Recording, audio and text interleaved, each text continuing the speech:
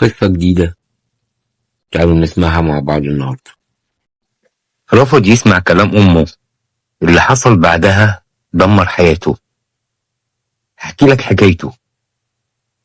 أمي كانت بتترجاني أسيب الطريق ده، بس أنا افتكرت نفسي أذكى منها.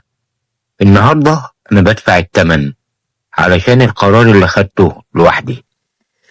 اسمي محمود وعندي 32 سنة، شغال موظف بسيط وعايش مع أمي بعد وفاة أبويا. أمي كانت كل حياتي، بس أنا عمري ما اعترفت بالموضوع ده. وفي يوم من الأيام وأنا في الشغل شفتها، سمر، بنت جميلة واثقة من نفسها، كلامها حلو، خلتني أحس إني ملك. اتعرفنا، اتعلقت بيها بسرعة قوي. ولما قلت لأمي ناوي أتجوز سكتت شوية، وبعدين قالت يا محمود البنت دي مش شبهنا. أمي ما كانتش بتكرهها، بس كانت حاسة بحاجة مش عارفاها. قالت لي اللي بيجري ورا المظاهر في الآخر هيتعب. أنا اتعصبت، افتكرت إنها بتتحكم فيا. قلت لها ده اختياري أنا وأنا حر. اتجوزت سمر رغم زعل أمي والمحا. أول شهر المشاكل بدأت، طلبات طلبات طلبات. أمي بدأت أزورها قليل، أحيانا مردش كمان على تليفونها. وفي يوم رجعت البيت تعبان، لقيت سمر بتقول لي يا أنا يا أمك. وقفت مصدوم، مش عارف أعمل إيه، أختار مين. وفي الآخر اخترت غلط. بعدها بشهور وأنا في الشغل جالي اتصال من المستشفى، أمي دخلت العناية المركزة. جريت، قلبي كان بيقع. آخر حاجة قالتها لي أنا مسامحاك، بس اوعى تكرر غلطتي. وماتت. بعد موت أمي كل حاجة اتغيرت. سمر بدأت تبعد، تتغير. بعدها سابت البيت وطلبت الطلاق، وفي الآخر بقيت لوحدي، ولا أم ولا زوجة. النهاردة كل ما افتكر كلام أمي أعرف إن الحب مش بالشكل ولا المظاهر ولا الكلام الحلو. وعرفت إن اللي بيتجاهل نصيحة اللي بيحبوه بيتعلم الدرس، بس متأخر قوي. وفي النهاية حابب إني أفكرك بحاجة بسيطة، إن أنت ما تنساش الاشتراك في القناة، ونتقابل قصة جديدة، عشان لازم نتعلم إن القصص مش حاجة تافهة. القصص دي هي اللي بتعلمنا حاجات كتير ودروس كتير قوي في الحياة. وعلشان كده القرآن الكريم تلاقي إن فيه كتير قوي من القصص اللي ربنا سبحانه وتعالى حب يعلم بها البشر دروس كتير قوي قوي قوي. وجزاكم الله خيرا. كان قاعد يسمعها وهي عمالة تقول افرمي البصل، قطعي الطماطم، قطعي الفلفل الأخضر قطع صغيرة، وقطعي البطاطس طرنشات، حطي التوابل والملح، كل ده على نار هادية هتطلع أكلة حلوة. كان بيسمع الوصفة ديت وهو مستغرب، ايه الصوت الجميل ده؟ أكيد صاحبة الفيديو جميلة قوي. وبدأ يفكر فيها، علشان في نوع من الرجالة بيكون عقله في معدته. راح لعيلته وقال لهم أنا عايز أتجوز البنت ديت اللي بتعمل الوصفات الجميلة قوي ديت. قالوا له أنت تعرفها؟ قال لهم لأ، بس أنا عجبني أكلها قوي. مرت الأيام، وفي اليوم الموعود اللي هو يوم الزفاف كانت واقفة جنبه في فستان الفرح. قال لها الأكل اللي أنت بتعمليه ده جميل قوي، بس لو حطينا شوية توابل أكتر وشوية شطة صغيرين مش هيبقى أحسن؟ بصت له باستغراب وسكتت. يوم الصباحية طلب منها تعمل بامية باللحمة الضاني. بصت له باستغراب قوي وكبرت دماغها، ما كانتش فاهمة حاجة، بتحسب إنه بيهزر معاها. مرت الأيام، وكل يوم كان بيستنى الأكل الحلو بتاعها. كل يوم يلاقي الأكل عبارة عن أكل جاهز من المطاعم، ديليفري. كان مستغرب وفاكر إنها بتعمل كده علشان عروسة جديدة.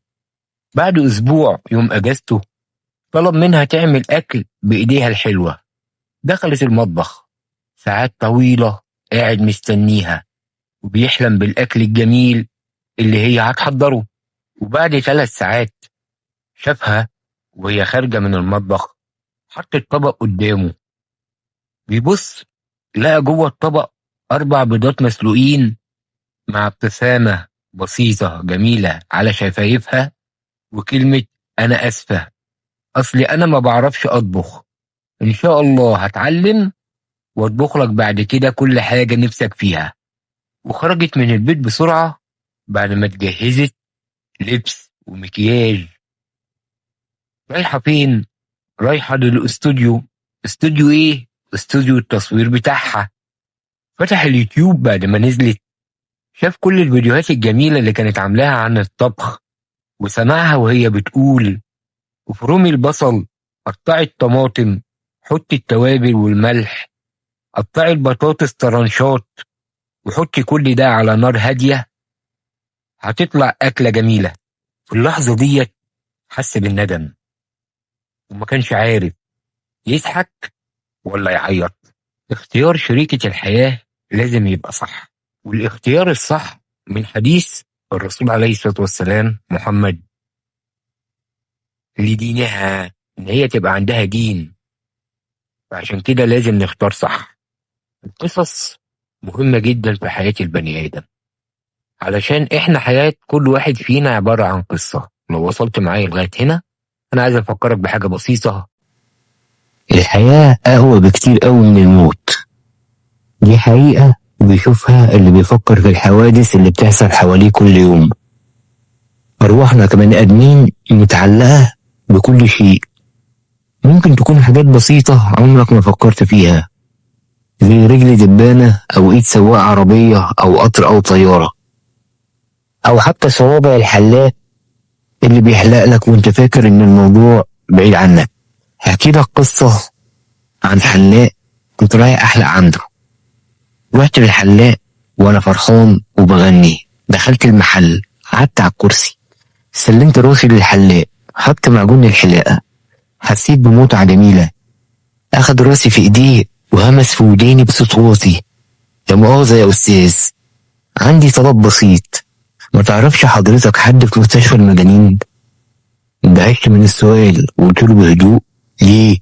لا حاجة بسيطة، أخويا مجنون في المستشفى وعايز أخرجه. مجنون؟ مجنون ولا بقى سليم؟ هو ما كانش مجنون خطير أصلا، عايزين دايما يحبسوا الناس ظلم، الموضوع بسيط، شوية خيالات وأوهام مفيهاش ضرر، ولا كان بيصرخ ولا بيضرب حد زي المجانين اللي بنسمع عنهم. الموضوع بسيط خالص مش مستاهل. أخويا حلاق زيي وكان بيشتغل الصبح في أمان الله، وكنا في الصيف والحر شديد، وأخويا كان عطشان، فتخيل إن راس الزبون بطيخة وكان في إيده الموس، فكان عايز يفتح البطيخة بالطول. أول ما سمعت كده خفت وقلت له يفتح إيه؟ البطيخة يا أستاذ، يعني راس الزبون. الحلاق كان بيقول الكلام ده بهدوء وبصوت طبيعي. حسيت إن الدم في عروقي اتجمد، كتمت أنفاسي من الخوف وقلت له طبعا أخوك الوحيد اللي في العيلة بالشكل ده. سكت شوية وقال لي الحقيقة أنا ببعض الأوقات بتخيل زيه حاجات بسيطة يعني، بالذات في موسم البطيخ. كلام في سرك، أخويا معذور ومعاه حق. بصيت في عينيه لقيتها بتلمع، تأكدت إن ساعتي قربت، قلت الشهادة ومدت عيني وما فتحتهاش إلا على صوت الحلاق وهو بيقول لي نعيما. قمت من مكاني بسرعة زي اللي اتولد من جديد، دفعت الحساب والحلاق عمال يوصيني على أخوه إني أخرجه من المستشفى. أنا مش سامع منه أي حاجة، كل اللي يهمني إن أمشي من عنده. أول ما حطيت رجلي على الطريق حلفت إني أحلق بإيدي بعد كده، أو على الأقل ما أروحش للحلاق في موسم البطيخ. باركولي يا جماعة لأن أنا قررت إن أنا هكون زيه. من سنة حاولت أعمل قناة على اليوتيوب كان بتتكلم عن القرآن الدين، فشلت. عملت قناة تانية عن وجبات مناسبة لمرضى السكر بما إن أنا مريض سكر وعندي 50 سنة، فشلت. من خلال متابعة اليوتيوب لقيت إن النجاح بالتباهة، بلاش تتابعها عشان الناس ما تزعلش، يعني خد الدنيا ببساطة كده ما تكلكعهاش. وبدأت الفكرة دي تزيد في دماغي. قمت النهاردة الصبح أجازة من شغلي وأنا راجل طول عمري بتاع شغل، لقيت المدام عكننت عليا من ساعة ما قمت من النوم، فجريت على ايه؟ على اليوتيوب، وبدأت الفكرة تشتغل في دماغي. الحاجة الجد المفيدة مش شغالة. يعني اعمل فيديو اقعد فيه شهر ونص تصوير ومونتاج، نزلته على القناة جاب 35 مشاهدة، واجي ابص في اليوتيوب على فيديوهات ملهاش اي 60 لازمة، ملهاش اي قيمة، وجايبة 500 الف مشاهدة و800 الف مشاهدة في يومين ثلاثة. والغلط في ايه؟ المفروض انا اللي اغير تفكيري؟ ما انا مش معقول هغير تفكير الناس كلها. 30 سنة شغل شغل شغل، مسؤوليات، بيت، تعب. بدأت اهرب من الضغوط ديت ان انا اسمع حكايات، حواديت، اسمع كتير. قلت لنفسي طب هو انا ما ينفعش ان انا اعمل حكايات، اعمل قصص على اليوتيوب، ابيع الكلام، انا بياع الحكايات. طول عمري اللي عارفين ان انا جد قوي، والهزار قليل، ما بعرفش اهزر. اللي انا عايز اعمله دلوقتي تحدي، كل واحد هيخش يشوف الفيديو ده، هيشترك في القناه او هيكتب تعليق، هيثبت لي ان فكرتي صح، ان الزمن اللي احنا فيه ده زمن بيتباع فيه الكلام. انا عايز ابيع كلام، انا عايز ابيع حواديت، قصص. ايه رايكم اسمي القناه بياع الحواديت؟ اللي موافق على الفكره دي يقول لي اعمل المحتوى ده ولا لا، واللي مش موافق برضه يقول لي. بحب اعرفكم يا جماعه اني بعتذر عن الجزء الاول من الفيديو اللي انا بقول فيه ان مراتي عكننت عليا، لان لما سمعت الفيديو يعني انا بقول كده مش تحت ضغط ولا حاجه، يعني انا بقول كده بكل حريه ان الجواز حاجه جميله وسعيده، وان الستات دول مخلوقات ربنا خلقهم عشان يساعدونا في الدنيا. ويا ريت مراتي تكون سامعه الكلام دوت، يمكن تهدى شويه. والنور اللي قلت في البيت بسبب الجزء الاولاني من الفيديو تتطفى. احسن حاجتين في مصر دلوقتي القهاوي واليوتيوب. وانا عن نفسي بقول اليوتيوب، لان القهاوي بقيت القعده عليها مكلفه. يعني عشان اقول لواحد صاحبي تعالى ننزل نقعد على القهوه شويه، بنلاقي نفسنا دفعنا مبالغ كبيره، فمش هينفع كل يوم ننزل على القهوه. يبقى الحل الوحيد بقى للهروب من اللي احنا فيه دوت والحياه الصعبه اللي احنا عايشينها دي ان احنا نتابع اليوتيوب. بس فضلنا نتابع نتابع نتابع نتابع، مش هنبقوا ايجابيين شويه؟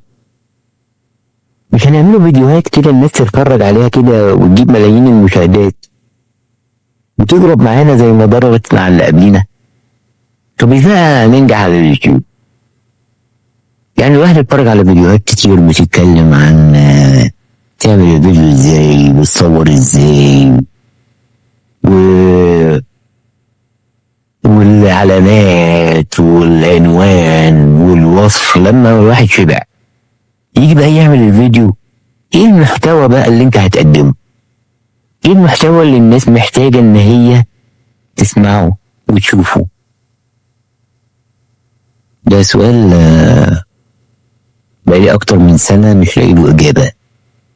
فلو انتوا عندكم الاجابة زي ما انا اقترحت عليكم في الجزء الاولاني من الفيديو اللي هو بياع الكلام، صانع الحواديت، بتاع الحكايات، ممكن ينجح. قصة النهاردة عن بنت عندها 23 سنة اسمها ياسمين، بتسكن مع أبوها في أحد الأحياء الراقية في اسكندرية. الحي ده اسمه جليم، منطقة هادية ورايقة وقريبة من البحر وجميلة. المهم ابن عم ياسمين محمد طالب في كلية الزراعة، كانت بتحس ناحيته بعاطفة غريبة، خليط من الحب والاحترام. هو فعلا كان إنسان محترم وعارف ربنا. لما كانت بتزور عمها مع أبوها كان بيخرج من الأوضة ويقعد في أوضة لوحده. اتكرر الموضوع، زهقت كل مرة يعمل كده. آخر مرة راحت عندهم استغلت فرصة إن الجو كان هادي، خبطت على باب الأوضة اللي هو كان قاعد فيها. فتح الباب، ابتسمت وقالت قاعد ليه لوحدك؟ رد عليها بمنتهى الغرور انت مالك؟ عايزة ايه؟ ترجعي مكانك. فعلا رجعت مكانها وحاولت تحبس دمعة كانت عايزة تنزل من عينيها. رجعت لمكانها وحاولت تتغلب على مشاعرها، بس للأسف فضلت قاعدة ساكتة لغاية ما روحت. كانت مستنية يجي يصالحها بس ده ما حصلش. في الليلة دي قعدت تفكر هو عمل كده ليه. في الأول كانت زعلانة، بس لما هدت وفكرت شوية قالت لنفسها إنسان محترم، أنا اللي غلطانة، ما كانش ينفع أعمل كده. وكبر قوي في نظرها وحبته أكتر وأكتر. مرت الأيام ومحمد اتخرج من الكلية.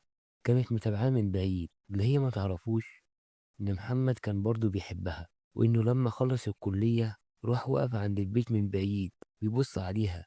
كانت وحشاه قوي، وكان معجب بيها قوي، وكانت فعلا جميلة، وكانت مشيتها زي الغزال ما بيلمس الأرض وهو ماشي.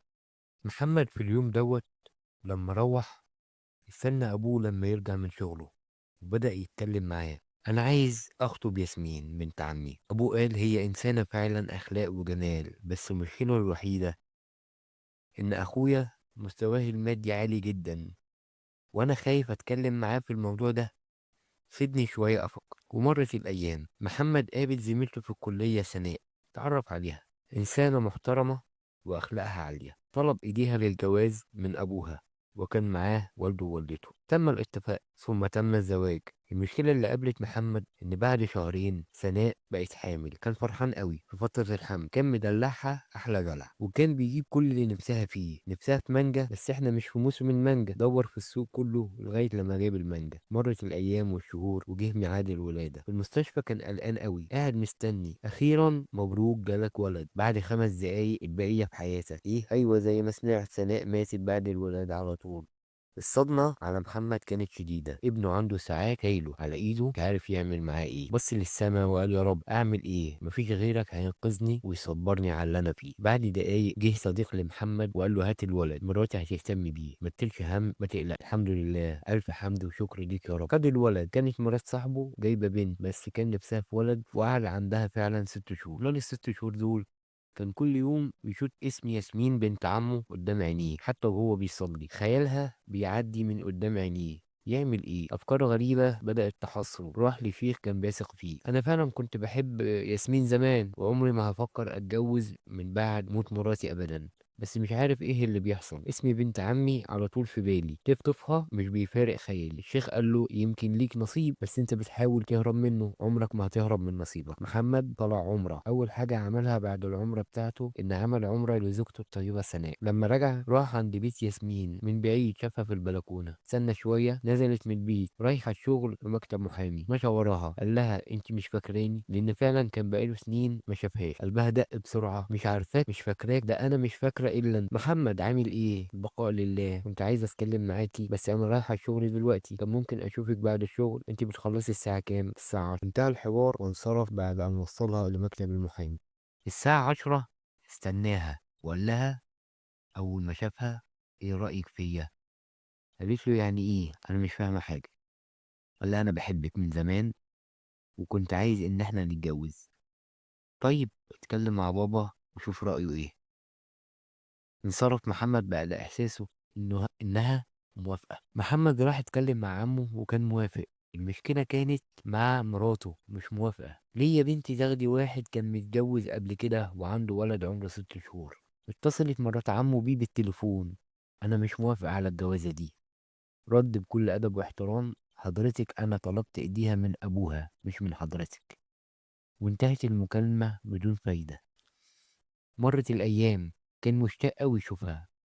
استناها عند مكتب المحامي بعد الشغل. البنات بتحب الحركات. جاب شوية حاجات حلوة ودبدوب فيه قلب، اداها الهدية، ومشوا مع بعض يتفرجوا على المحلات ويتكلموا. الوقت عدى بسرعة. التليفون بتاعها رن. يا خبر أبيض، ده بابا، أعمل إيه؟ هات التليفون أنا هكلمه. أيوة يا عمي، أنا محمد، ياسمين معايا، هي هتروح دلوقتي. انتهت المكالمة. إيه اللي أنت عملته ده؟ ما تخافيش، انا عارف عمي كويس، هو بيحبني وبيثق فيا. وصلها لغاية البيت وابوها واقف في البلكونة. كانت خايفة قوي. ما تخافيش، مش هعمل معاكي حاجة. المهم طلعت البيت في الدور السادس وفتحت الباب. ابوها سألها تاكلي؟ قالت لا، انا شبعانة ومحتاجة انام. طيب تصبح على خير. ما تكلمش معاها خالص زي محمد ما كان متوقع. كانت مستغربة. بس اللي حصل ان ابوها اتصل بمحمد وقال له اللي حصل ده ما يتكررش تاني، انت محترم، يا ريت ما تشوفهاش تاني لغاية لما اديك رأيي النهائي. المهم محمد كان راجل قوي، التزم بالتعهد لعمه بعد من رؤيتها، وفعلا أيام لم يراها، بس أحيانا كان بيتصل بيها بالتليفون يطمن عليها. بعد أيام اتصل عمه وقال له أنا موافق على الجواز. كان في بعض المشاكل اللي لازم يفكروا فيها محمد وياسمين. محمد ما كانش عايز يغير الشقة لأن مكانها جميل وخسارة، وافقت. مستعجل ومش هيغير العفش، وافقت. الفرح على الضيق مش في قاعة لأن حالة الوفاة من 6 شهور بس، طب نستنى شوية، لأ، وافقت. المهم الجوازة تمت، أسبوع كامل جميل بدون أي مشاكل. بعد أسبوع ياسمين طلبت الابن اليتيم وقامت بتربيته، بس معاملة محمد ليها اتغيرت. بتحاول تساعده، مفيش فايدة، ضرب وإهانة، تغيير كبير في المعاملة. عمه يجي، يا ابني ليه بتعمل كده؟ يقول له أنا مش عارف. بعد 6 شهور حزن وعكننة اقترحت عليه ياسمين إنهم يغيروا الشقة، وفعلا باع الشقة، اشترى شقة تانية، وبباقي الفلوس اللي معاه اشترى عفش جديد، وباع القديم كله ما عدا تلاجة صغيرة اداها لأسرة مسكينة صدقة جارية لزوجته المتوفية سناء. الحياة ما بينهم اتغيرت تاني بس للأحسن. المعاملة بقت كويسة وأحلى دلع. اعترف لها إنه كان غلطان لما اتجوز تاني في نفس الشقة. كان بيحس إن روح زوجته الأولى موجودة، كأنها بتراقبه، كأنها زعلانة. بينه وبين نفسه حاسس إنها لسه موجودة. قال لها ما تزعليش، كفاية إن انتي بتربي ابني وبتحاولي تسعديني، ربنا يبارك لك، استحملتيني كتير. فعلا الحب شيء جميل، والست العاقلة فعلا كنز.